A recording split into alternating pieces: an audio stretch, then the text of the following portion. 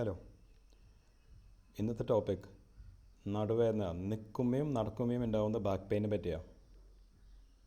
ഇങ്ങനെ വന്നാൽ ഒരു നല്ല ലക്ഷണമല്ല. 3 കാരണം കൊണ്ടാണ് ഇങ്ങനെ വരാം.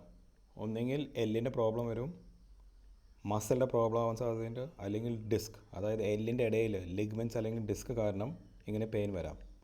നമ്മളെ നട്ടിലെ കാര്യം ഞാൻ പറയണം. സോ നിൽക്കുമ്പോൾ പെയിൻ കൂടുകയാണെങ്കിൽ അതിനർത്ഥം നമ്മളെ സ്പൈനൽ സ്ട്രക്ചർ, അതായത് മസിൽ, എല്ലും ഡിസ്കും ലിഗ്മെൻറ്റ്സും നിങ്ങളുടെ വെയിറ്റ് താങ്ങാൻ പറ്റാത്ത ലെവലിലേക്ക് പോയിരിക്കുക. അങ്ങനെ വരാൻ കാരണം എന്താ?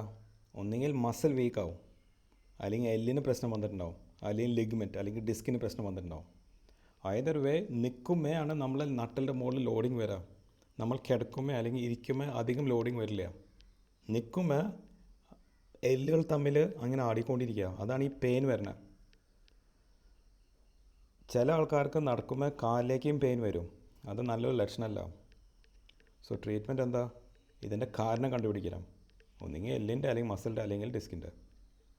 ട്രീറ്റ്മെൻറ്റ് അതനുസരിച്ചാണ് പോവുക.